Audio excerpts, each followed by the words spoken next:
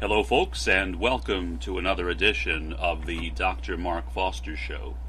Today I will present another program on the subject of critical realism and meta-reality.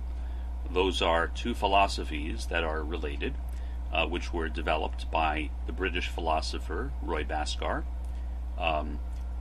Critical realism is the name that is given to his work basically up until approximately the end of the 20th century. Beginning in the 21st century, Basscar began to develop his philosophy of meta-reality. In a sense, however, the philosophy of meta-reality is a continuation or the latest stage in the unfoldment of the philosophy of critical realism. That said, this program will deal mostly with the philosophy of meta-reality, and more specifically with some of the ways in which it can be used and applied in a very practical sense. Let me begin with a brief description of that. Roy Bhaskar has said that every emancipatory project that we as human beings enter into ends or is culminated within the cosmic envelope. The cosmic envelope is the state of unity or non-duality. Basscar also calls it the ground state. In a sense, it can be considered to be the same as meta-reality. And what Basscar says is that by discovering freedom or liberation, which Basscar is here using liberation in the Vedic or Hindu sense of moksha, which literally translates as release. It refers to liberation. Basscar is saying that we are liberated from demi-reality. Demi-reality, which is basically equivalent to the Hindu or Vedic concept of Maya, or illusion. And Basscar says that this process of emancipation begins individually. In other words, individuals, in the course of exploring their own path of emancipation, discover it, but ultimately it leads to a realization of unity. So it begins, in effect, on the individual level, and it culminates on the collective level. Here is what Basscar himself wrote and how he describes it. This is from his book, The Philosophy of Meta-Reality, Volume 1, Creativity, Love, and Freedom. It should come as no surprise that we would be able to show that the goal of self-realization and universal self-realization are implicit in the structures of emancipatory discourses and projects, and that they are implicit in the logic of the emancipatory project itself. Having argued that secular utopias presuppose individual and universal self-realization, it will probably come as no surprise to the reader that I am going to argue that religious emancipatory discourses presuppose the same. What Basscar had been talking about there, for example, is Marxism, explaining that Marxism as a kind of secular approach to utopia, the utopia of communism, assumes a kind of universal self-realization and individual self-realization, he says. And in the same way, he continues by discussing various religious or spiritual approaches and trying to show how they do something which is comparable. This is a portion of a description of the same book. I don't know whether Basscar himself wrote this or whether someone else did, but it describes basically what the content of the book is in a fuller sense than what I just read. So I will go ahead and share that with you. Building on a radically new analysis of the self, human agency, and society, Roy Bhaskar shows how the world of alienation and crisis we currently inhabit is sustained by the ground state qualities of intelligence, creativity, love, a capacity for right action, and a potential for human self-realization or fulfillment. He then demonstrates how transcendence and non-duality are necessary and ubiquitous features of all social interaction and human agency, and how these and connected features of human being and activity sustain the totality of the structures of the worlds of duality and oppression in which we live. Moreover, meta-reality argues that any objective an agent chooses in life will ultimately set him on a process or dialectic to self-realization, entailing a commitment to universal self-realization, and it shows how these goals or ideals are explicit or implicit in all emancipatory projects of whatever political, social, or religious declension. Furthermore, they all imply the same principles of clarity and commitment to social transformation on all the planes of social being, which Roy Bhaskar articulates here. In a very real sense, he demonstrates how these principles, for the first time clearly established here in meta-reality, are indeed the culmination of all traditions of thought and practice oriented to human well-being, emancipation, or flourishing. Now, what Roy Bhaskar does, in effect, is he is attempting to show how it is possible to have a spiritual left. Generally speaking, when many people think about the left, they think of something which is secular or non-religious. That is not entirely unjustified. Some of the more vocal proponents of religion and spirituality, particularly in the United States, but also to some extent in the rest of the world, are people on the right wing of some spectrum, whether political or religious or economic.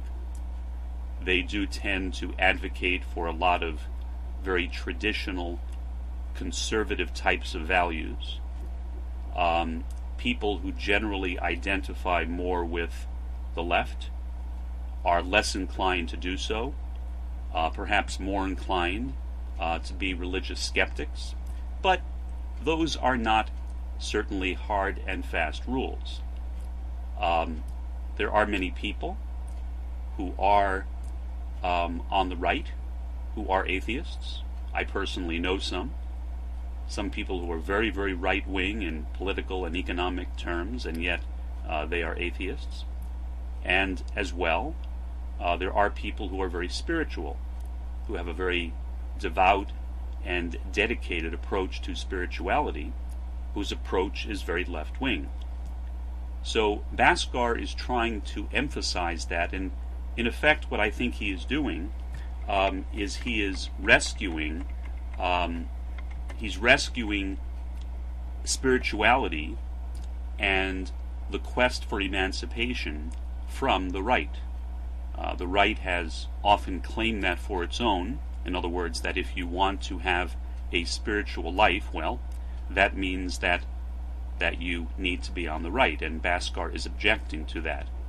I'll give you one example. There is a chat room that I go to occasionally, and I won't mention what the name of it is, that's not important. And it is a very right-wing Christian chat room, and the guy who runs it is very much on the right, whether politically or economically or religiously. He's also a very, very strong conspiracy theorist. He is a very devout believer in what is ordinarily called the Illuminati conspiracy. And therefore, in addition to supporting a variety of right-wing religious figures, he also is willing to support various political figures who have similar conspiratorial ideas, but who may not be Christian. I sometimes think that his concern about conspiracy and right-wing politics is much stronger than his concern for Christianity. That's just an impression I sometimes have from interacting with him. But regardless, he is an example of what I'm talking about. In the intro to his program, his internet radio program, or TV program really, which he has every night, or at least 5 nights a week, it says that a person cannot be a liberal and a Christian. And I forget exactly which person he is quoting. There's some political pundit, a woman, whom he is quoting, who made that statement. And I think I may know who it is, but I might be wrong, so I won't say so. Now, that is a view which is commonly held. Many people on the far right, or the right in general, have this concept that, well, if you are spiritual or if you are religious, well, that must mean that you are conservative. And Basscar is trying to correct that. So, in effect, what Basscar is doing is he is presenting an emancipatory spirituality, kind of a liberation spirituality, I would say. Now, he doesn't use that term as far as I know, but that's what it appears to me. But a liberation spirituality which is grounded in realism, or perhaps in meta-realism, the reality of the cosmic envelope, discovering that cosmic envelope as a way to experience emancipation. So what I'm going to do is to give you several illustrations of this. These are my own illustrations. They do not come from Roy Bhaskar. I don't know whether he would necessarily agree with me, but what I'm trying to do, or what I have tried to do, is to take that idea that he has presented, namely that emancipation is not dependent on a person's personal inclinations, regardless of their philosophical or religious or spiritual or economic position, that if a person begins with the desire to experience emancipation, that they will discover it, and they will discover it through the cosmic envelope, or through unity and non-duality. So, first person I will talk about is a fellow named Henry Drummond.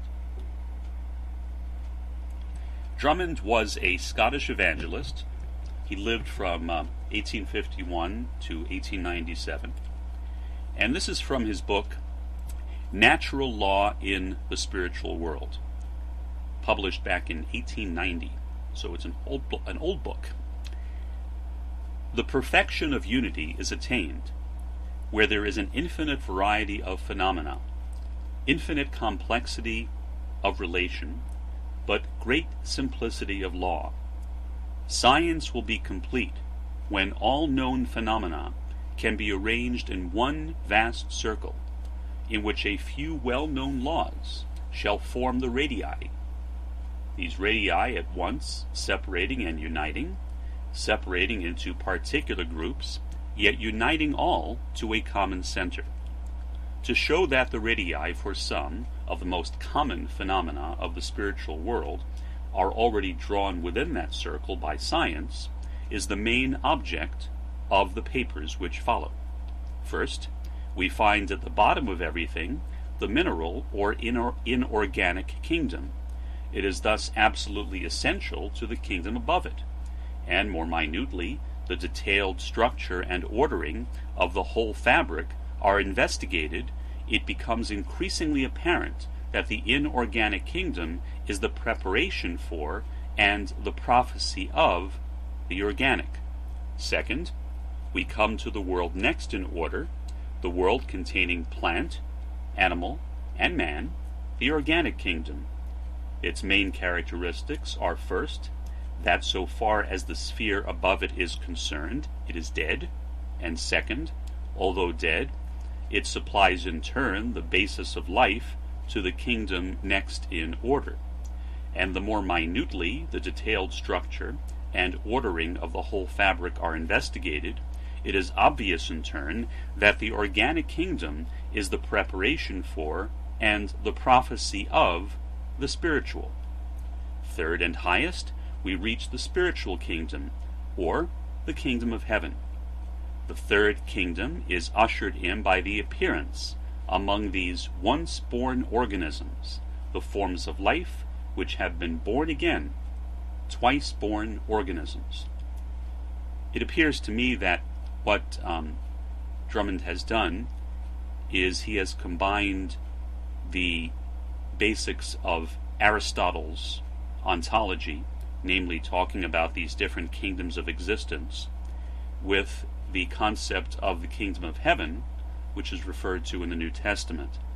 In that sense, it is rather similar, I noticed, to what is talked about in the Baha'i texts, where there is also reference made to 5 kingdoms: mineral, vegetable, animal, human, and divine.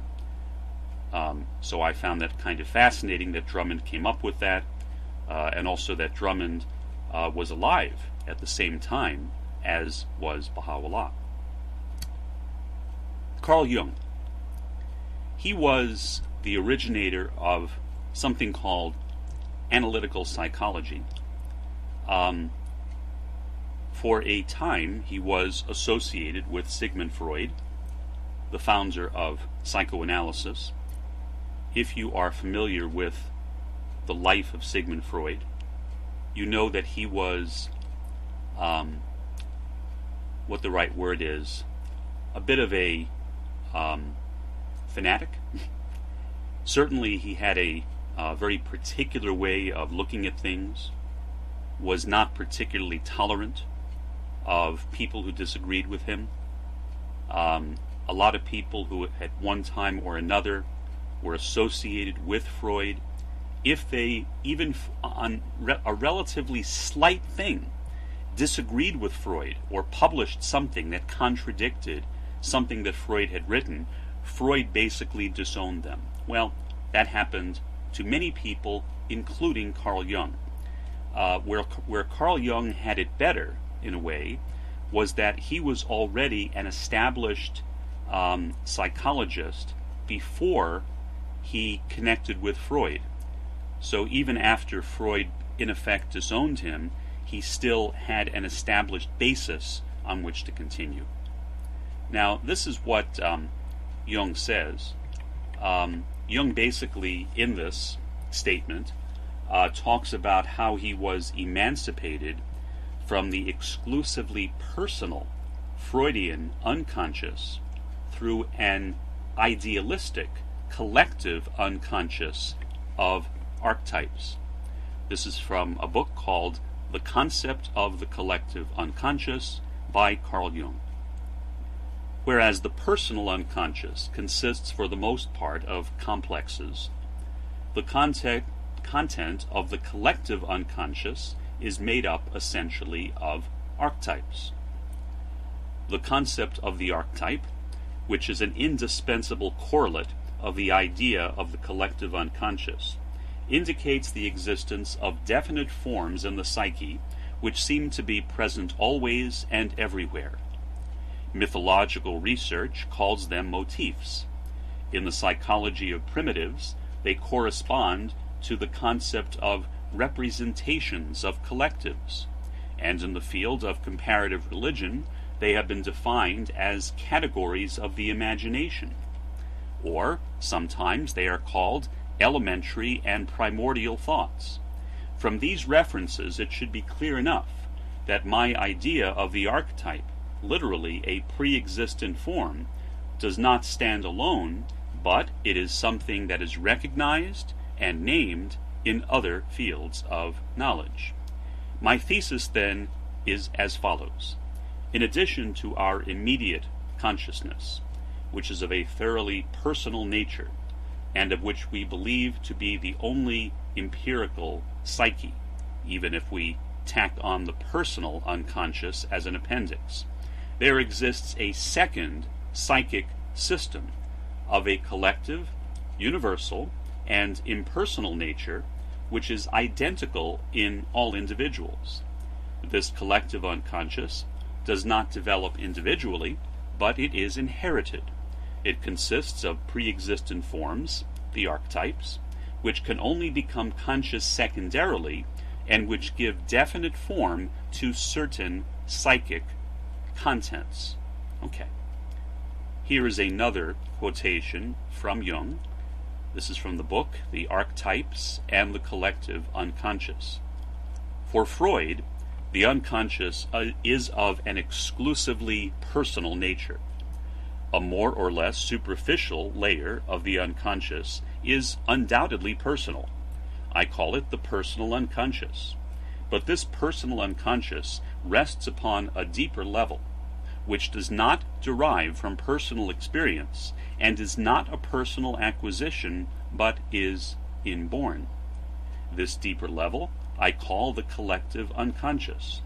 I have chosen the term collective because this part of the unconscious is not individual, but universal.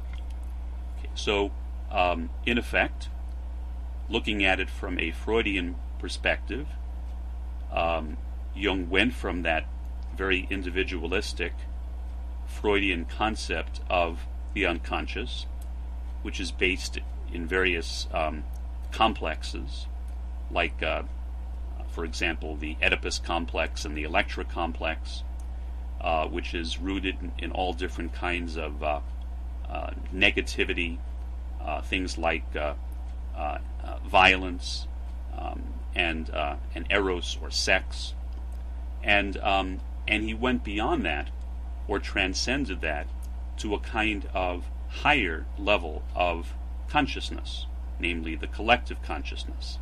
Now, I am not a Jungian. Jung was arguably a kind of objective idealist. He believed that there, like Plato, he believed that there were these objective archetypes in this collective conscious, but I don't agree with that. But I do think that the collective unconscious, rather, is an interesting example of what Basscar refers to as emancipation through the cosmic envelope. Next, Piotr Sorokin. Sorokin is a very, or was, especially in the past, a very well-known sociologist. He was at one time a president of the American Sociological Association in the early 1960s, which is a very high honor. Not everyone or most people don't get that honor. The highest honor I have gotten, for example, is to be president of the Kansas Sociological Association, which isn't much. Sorokin was also a controversial figure. His approach to sociology was rather unconventional. Arguably, you could say spiritual. I'm not sure whether Sorokin himself would have agreed with that description.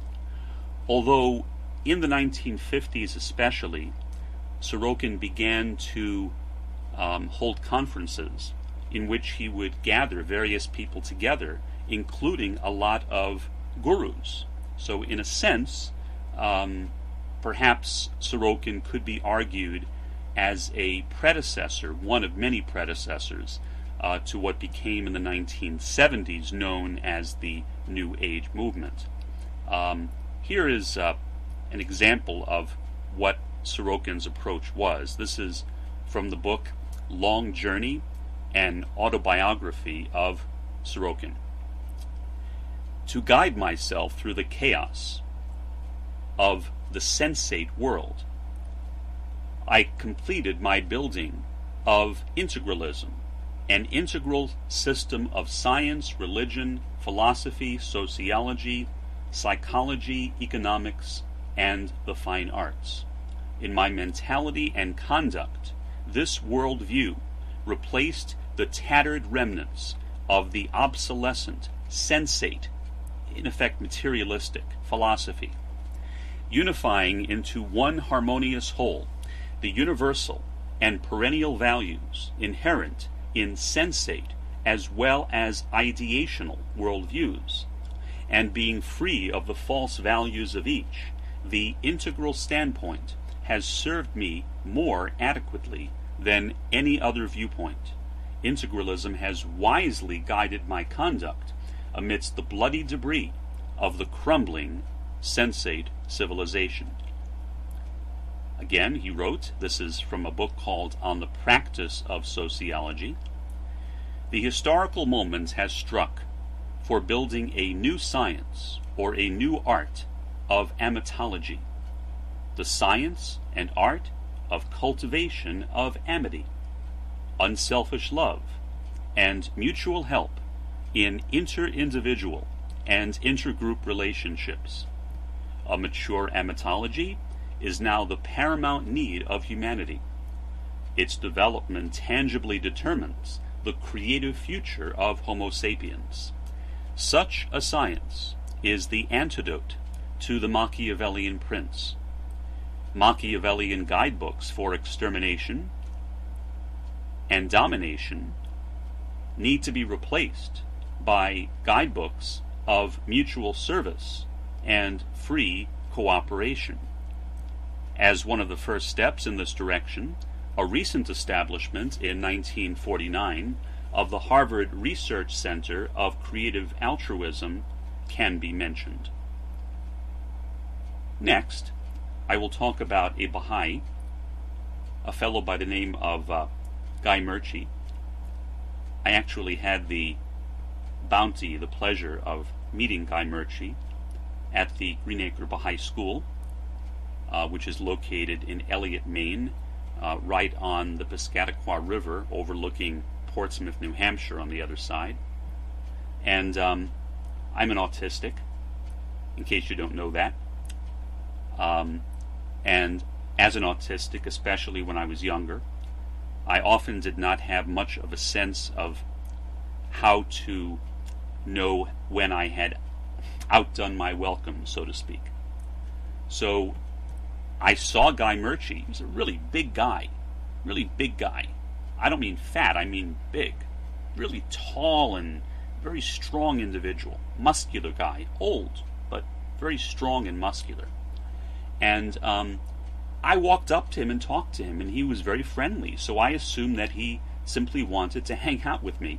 And eventually he got tired of me, and he found an excuse to walk away and talk with someone else. But regardless, I have had various experiences like that throughout my life. Hopefully I have learned from it. He was a brilliant writer, wrote a number of books. One of them dealt specifically with the Baha'i faith. As far as I know, the others did not. I only have 2 of his other books. They are not specifically Baha'i books. But his book that is best known among Baha'is, which is called The 7 Mysteries of Life, an Exploration in Science and Philosophy, is very much inspired by the Baha'i teachings. This quotation is taken from a chapter in the book called The Interrelatedness of All Creatures. There is no end to interrelations anywhere.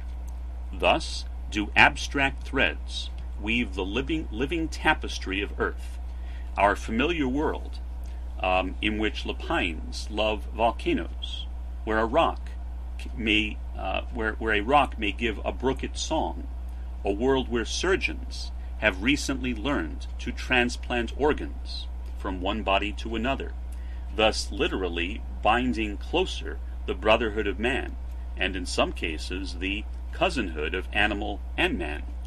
And when they implant artificial organs that have no genes, surgeons are reducing the disparity between man and machine, between animal and mineral, possibly even between life and non-life. What a nice, brilliant, simple, description of the cosmic envelope, the complete enfoldedness of existence, that all things ultimately are enfolded into all things.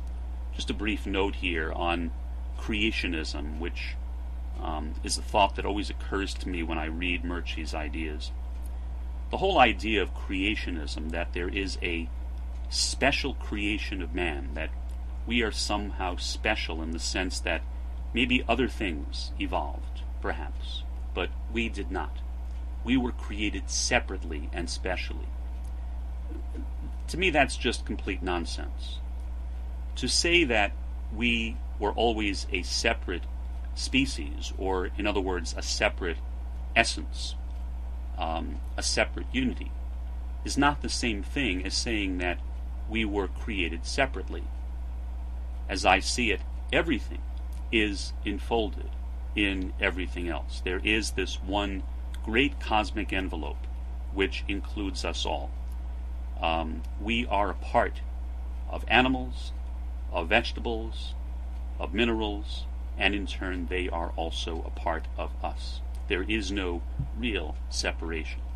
Okay, continuing on with Murchie. Murchie said that all things are progressing towards an interwoven transcendence. This is from the same book. Here is what I mean by transcendence and its multiple aspects. Individual transcendence, in which each of us develops larger and larger awareness of space, time, and self. Social transcendence, in which individual consciousnesses are absorbed into superconsciousnesses or a group mind. And world transcendence, in which the consciousnesses and superconsciousnesses of nations and empires on a planet evolve into a world organism that ultimately conveys them beyond the finitude of space, time, and self toward the infinitude of mystery in the universe, which may be called God. All of these transcendences are more or less interwoven, as far as I can tell. And I would agree with him. What a great soul. Blessed being, he was a journalist, lived a wonderful life, tremendous servant of humanity. God bless him, and I hope that he is on a very high station in the next world, serving humanity in the next world just as he served humanity here. This next quotation is from Rabbi Michael Lerner, the founder of Tikkun magazine. The word tikkun is a Hebrew word which translates as rebuilding. It's often coupled with the word olam, so people say Tikkun Olam. Olam is world, so basically Tikkun Olam or Tikkun Ha-Elam, if you want to be exact, the Tikkun Olam is rebuilding the world. And this is what Michael Lerner has written in a book he wrote called Spirit Matters. Emancipatory spirituality means a celebration of the wonder of the universe and the cultivation of our capacities for awe and radical amazement at all that is. It involves a deep recognition of the unity of all being and a humble recognition of ourselves as one small but valuable part of the totality, and an ability to see our endeavors from the perspective of the totality. Well, there it is. There is the cosmic envelope.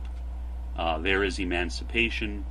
Rabbi Lerner, a relatively progressive Jewish rabbi, somebody perhaps who may be regarded as even the leader of a certain branch of progressive Judaism, in the sense that he runs the Tikkun website and Tikkun magazine, has discovered the cosmic envelope. Really wonderful to read somebody from my own religious background, Judaism, talking about something as beautiful as that. David Bohm, a physicist, lived from 1817 to 1892. Bohm concluded that the universe could be understood in terms of explicate and implicate orders. These two cosmological or ontological concepts resemble Basscar's distinction between duality and non-duality. According to Bohm, both inner and outer self-improvement is implicate, meaning it's implied, in the structure of human thought. Here is from a book which Bohm wrote called The Undivided Universe, an Ontological Interpretation of Quantum Theory. It was co-written by Basil Hiley. The hologram seems, on cursory inspection, to have no significant order in it, and yet there must somehow be in it an order that determines the order of points that will appear in the image when it is illumined. We may call this order implicit, but the basic root of the word implicit means enfolded. So, in some sense, the whole project is enfolded in each part of the hologram, rather than being in point-to-point correspondence. We may therefore say that each part of the hologram contains an enfolded order, essentially similar to that of the object, and yet obviously different in form. As we develop this idea, we shall see that this notion of enfoldment is not merely a metaphor, but that it has to be taken fairly literally. To emphasize this point, we shall therefore say that the order of the hologram is implicate. The order in the object, as well as in the image, will then be unfolded, and we shall call it explicate. The process, in this case wave movement, in which order is conveyed from the object to the hologram, will be called enfoldment or implication. The process by which the order in the hologram becomes manifest to the viewer in an image will be called unfoldment or explication. And by the way, I think I might have misstated his lifespan. It was 1917 to 1972. He lived in the 20th century, not in the 19th century. Bohm also wrote, "I think it is natural in thought to project this goal of becoming better. That is, it is intrinsic in the structure of thought. It is good to become better outwardly. Then, if so, why shouldn't I become better inwardly?" A contemporary physicist and general scholar, she's explored other issues besides physics, although that was her training, named Karen Michael Berard, born in 1956, has taken a similar course to Bohm. She's also inspired by another physicist named Niels Bohr. Berard was born the same year as me, 1956. She is the primary co-investigator of the Ethics and Justice in Science and Engineering training program, and she has become now an interdisciplinary feminist studies scholar. Here is an example of what she said and how she's taken this concept of quantum entanglement and related it to human relationships. To be entangled is not simply to be intertwined with one another, as in the joining of separate entities, but to lack an independent, self-contained existence.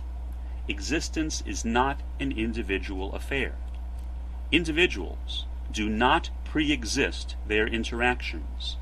Rather, individuals emerge through and as part of their entangled intra-relating, which is not to say that emergence happens once and for all, as an event or as a process, that takes place according to some external measure of space and of time, but rather that time and space, like matter and meaning, come into existence, are reconfigured through each intra-action, thereby making it impossible to differentiate in any absolute sense between creation and renewal, beginning and returning, continuity and discontinuity, here and there, past and future.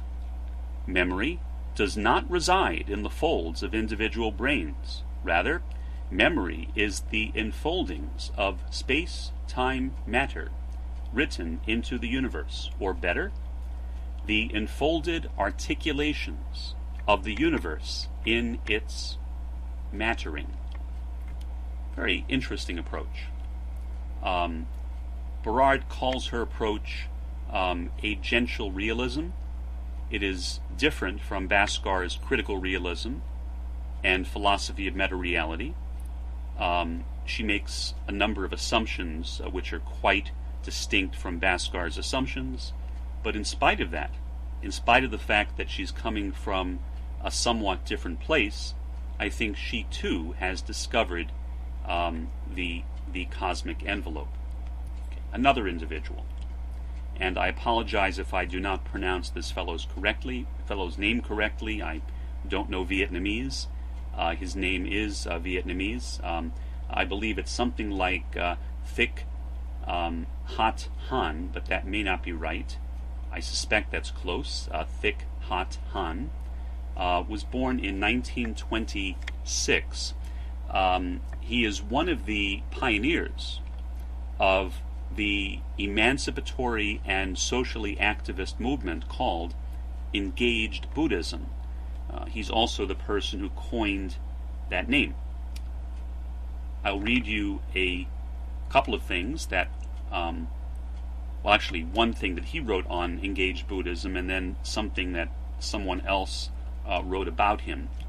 This is from a book that Han wrote called Creating True Peace, Ending Violence in Yourself, Your Family, Your Community, and the World. From a very young age, I had a strong desire to put the Buddhist teachings into practice in order to improve the lives of the people around me, especially those of the poor peasants. For us, taking action according to the principles of what I call engaged Buddhism, right action, based in compassion, was the answer. I started reflecting and writing on the possibility and practice of engaged Buddhism in the 1950s, and in 1964 I wrote the book, Engaged Buddhism. This is a quotation from a book called Socially Engaged Buddhism by Sally King. Thick Hot Han is the Vietnamese Zen Buddhist monk and poet who was the most important ideological leader of the Vietnamese struggle movement, which strove to bring an end to the war in Vietnam. Trained in Theravada Buddhism, as well as Zen Buddhism, Thick Hot Han coined the term Engaged Buddhism, using it to refer to the kind of Buddhism that he wanted to see develop, one that would translate the wisdom and compassion that Buddhists strive to develop into concrete action on behalf of all sentient beings, that is, all beings with awareness, principally humans and animals. He co-founded the School of Youth for Social Service to train young Buddhists to serve the needs of the Vietnamese people, particularly in the countryside.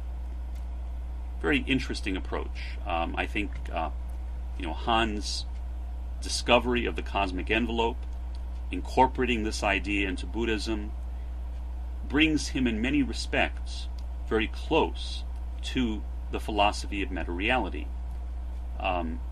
It's an engaged practice. It's not just a philosophy, but it's a practice, and that I think is a part of what the philosophy of meta-reality is as well. It's a way of not only emancipating oneself, but working to emancipate others. And that I think is very similar to what Han has expressed in other words as engaged Buddhism. Let's go on to another individual, a fellow named Ken Wilber, a very well-known person, particularly in the New Age movement and in people connected with transpersonal psychology. Wilber was at one time one of the leaders of the transpersonal psychology movement, although as far as I know, he has no degree in psychology. He has since distanced himself from that particular field and now just refers to his approach as integralism. Roy Bhaskar has so far spoken at least one integralist conference, and he is scheduled, as of the time of this broadcast, to speak at another one, this one in the United States. I'm thinking about going there. I have to see how my schedule works. I believe it's sometime in early June, and if I can, I will be there. It seems like a very exciting thing, and I've not yet met Basscar, and I would like to, and maybe I would be able to there.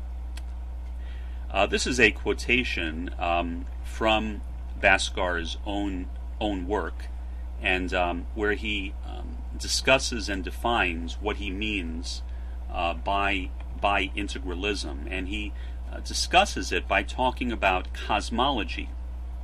Interestingly, he spells cosmology with a K, not with a C, and that will make sense when I read this. Otherwise it might be sound a bit odd.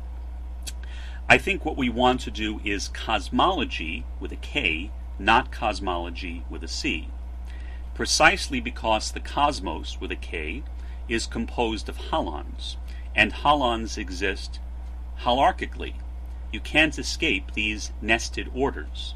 Rather, we want to tease apart natural holarchies from pathological or dominator holarchies. The basic principle of holism is holarchy.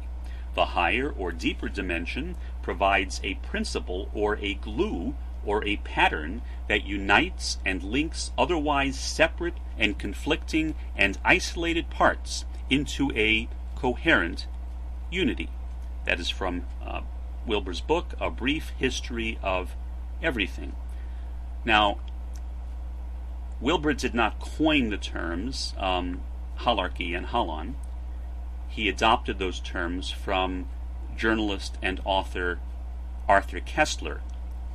There is a difference, however, between Bascar's concept of the cosmic envelope and Wilber's concept of the holarchy, which he has now expanded into something called the AQAL map, in that Bascar's approach is realist. In other words, the cosmic envelope is regarded as a reality, and we are liberated by actually living in that level of reality, whereas Wilber's holarchy or AQAL map is more idealistic. It's based on consciousness, in other words. Although Basscar does refer to consciousness, he does not define the cosmic envelope as being identical with consciousness. Okay, further. A guy named Adida Love Ananda Sam Raj, very well-known individual, used a variety of different names over his life, was an American guru. He developed something that he called a Cosmic Mandala. Now, interestingly, Adida Love Ananda is, or was, he's now deceased, Ken Wilber's personal guru. And Wilber always expressed his devotion to him. For example, this is from a letter that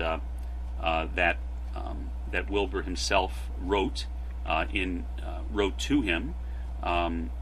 he said,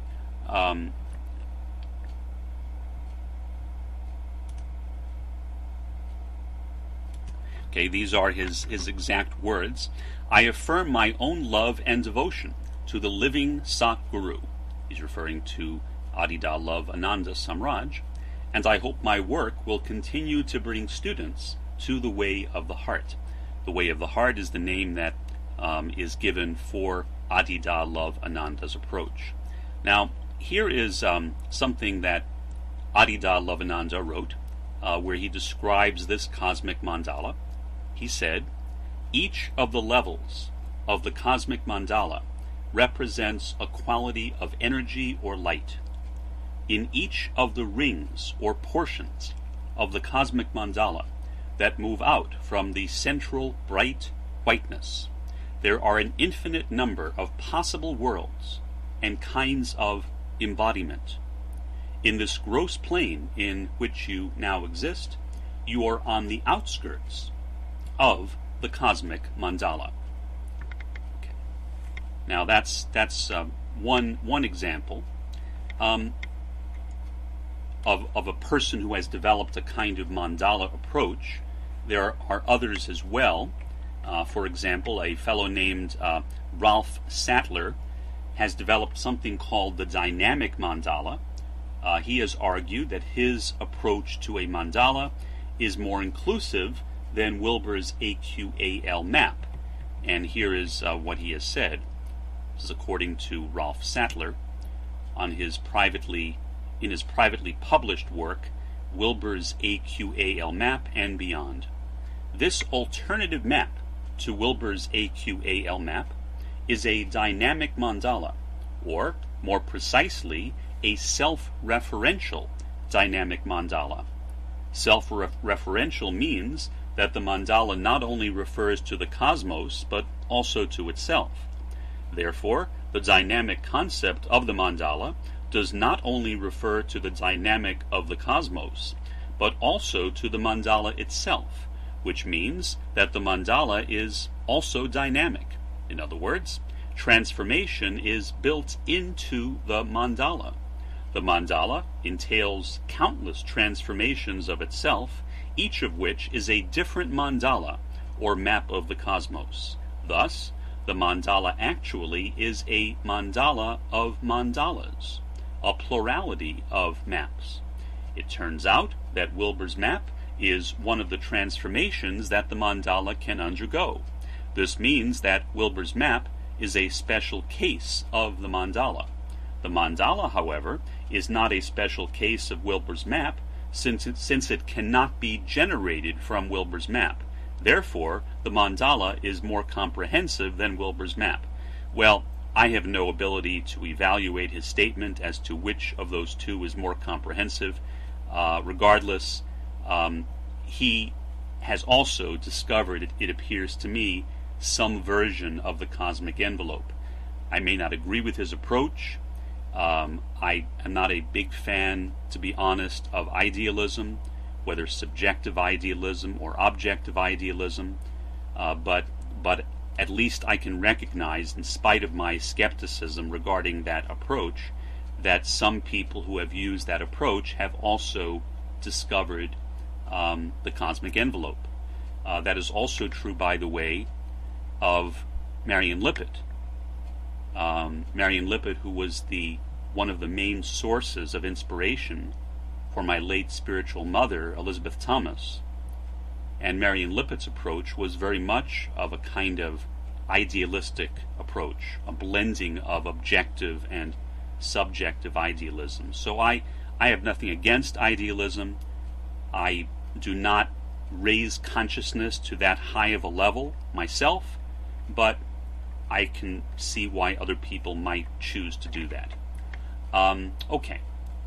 The French philosopher and Jesuit Roman Catholic priest, very well-known fellow, Father Pierre Teilhard de Chardin, developed a self-defined realist approach to what he called the new sphere.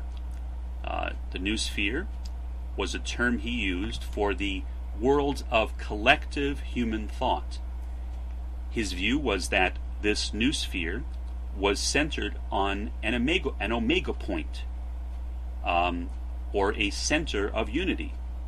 So in Teilhard's view, the universe itself is progressively fulfilled in alignment with the laws which regulate unity or union.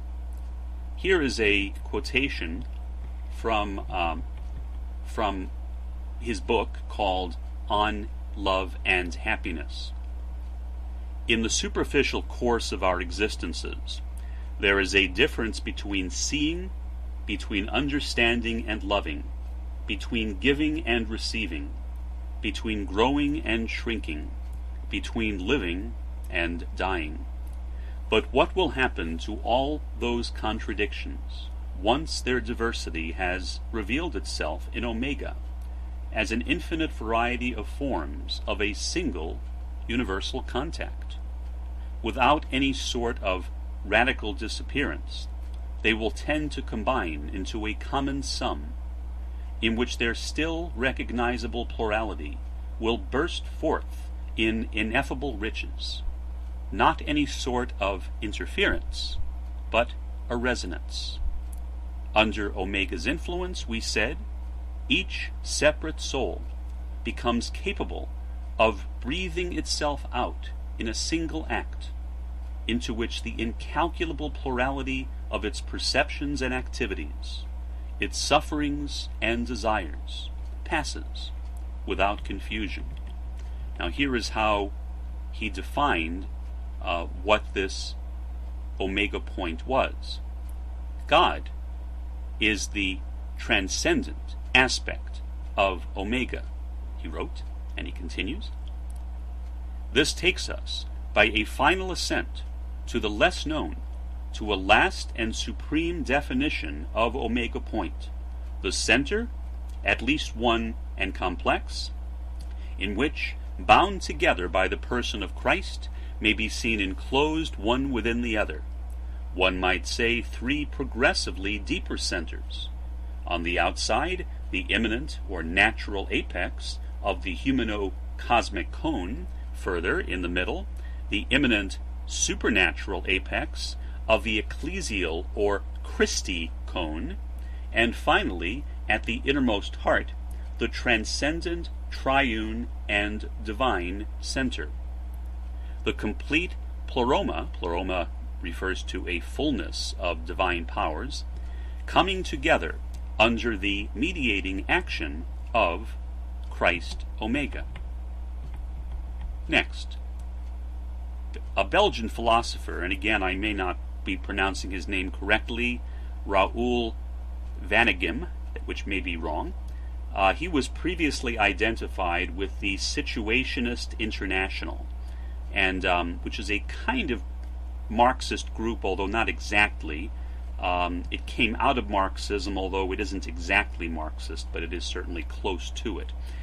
He wrote, "People who talk about revolution and class struggle without referring explicitly to everyday life, without understanding what is subversive about love, and what is positive in the refusal of constraints, such people have a corpse in their mouth." How beautiful. What a beautiful statement. Connecting revolution with love. And that's ultimately what revolution is, I think, isn't it? It's the acceptance and embracing of love, a recognition that we are a part of the same thing. We are all agents of human unity. We are aspects of the unity of humanity. We are the attributes, the individualized attributes of human unity. And I think that's perhaps similar to what he was saying there. Of course, the forefathers of many modern emancipatory movements were the revolutionary communist writers Karl Marx and his collaborator Friedrich Engels. They also emphasized the importance of unity. Now, Marx and Engels were atheists. They were materialists, meaning they attempted to explain reality beginning from a material basis, in effect economics or the economy, looking at the economy as a foundation for things, or as they described it, the relations of production. For example, the relationship between the capitalists and the factory, and the relationships between the workers in the factory, and how those relationships result in very real and significant differences. So Marx and Engels were certainly realists, but they were realists in a very materialistic sense. That said, toward the end of his life, there was evidence that at least Engels was moving in a somewhat different direction. I will read you two quotations from Engels, which I think perhaps may serve to illustrate that point. First, motion in the most general sense, conceived as the mode of existence, the inherent attribute of matter, comprehends all changes and processes occurring in the universe, from mere change of place right to thinking. The whole of nature accessible to us forms a system, an interconnected totality of bodies, and by bodies we understand here all material existence, extending from stars to atoms, indeed right to ether particles, insofar as one grants the existence of the last named. In the fact that these bodies are interconnected is already included that they react on one another, and it is precisely this mutual reaction that constitutes motion. It already becomes evident here that matter is unthinkable without motion, and if, in addition, matter confronts us as something given, equally uncreatable as indestructible, it follows that motion also is as uncreatable and indestructible. It became impossible to reject this conclusion as soon as it was recognized that the universe is a system, an interconnection of bodies. So there is something which appears to me quite similar to Basscar's cosmic envelope. Second quotation from Engels. If we speak of existence, and merely of existence, the unity can only exist in this, that all objects with which it is concerned exist. They are comprised under the unity of this common existence, and no other. And the general dictum that they all exist cannot give them any further qualities, common or not common, but excludes all from consideration in advance. For as soon as we take a step beyond the simple fact that existence is common to all things, the distinctions between these separate things engage our attention, and if these differences consist in this, that some are black, some white, some alive, others not alive, some hither and some beyond, we cannot conclude therefrom that mere existence can be imputed to all of them alike. The unity of the universe does not consist in its existence, although its existence is a presumption of its unity, since it must first exist before it can be a unit. Existence beyond the boundary line of our horizon is an open question. The real unity of the universe consists in its materiality, and thus is established, not by a pair of juggling phrases, but by means of a long and difficult development of philosophy and natural science. Think the significant statement there, existence beyond the boundary line of our horizon is an open question. So although Engels did not abandon materialism, he was a materialist. Still, in spite of that, he recognized that perhaps there is something else. And I think that is quite a remarkable statement to come from one of the two founders of the 19th century communist movement. So, in conclusion, what I would say is that both Marxism and critical realism are types of realism. Both assume that there is a reality. But when you go beyond that and begin talking about Bascar's philosophy of meta-reality, I think there we have what I call a trans-Marxism, or a completed Marxism, or perhaps a meta-Marxism. In effect, meta-reality is the completion of critical realism. But by extension, meta-reality also becomes, in the emancipatory cosmic envelope of unity, or as Basscar calls it, non-duality, a realism fulfilled, a sectarianism fulfilled, a sociology fulfilled, a nationalism fulfilled, a politics fulfilled, an economic class structure fulfilled, and so on and so forth. In other words, everything, no matter what path of emancipation a person may be on, their journey is fulfilled in the cosmic envelope. And I think that is what Basscar is referring to. It is the journey of emancipation. It is the human journey, which ultimately is resolved in the state of unity or non-duality. I will conclude by reading a final quotation from Roy Bhaskar. This is from his book, From East to West, Odyssey of a Soul. In this book, he, in a sense, initiated his philosophy of meta-reality, although he did not call it that yet. He called it transcendental dialectical critical realism, but it was a transitional phase toward the philosophy of meta-reality.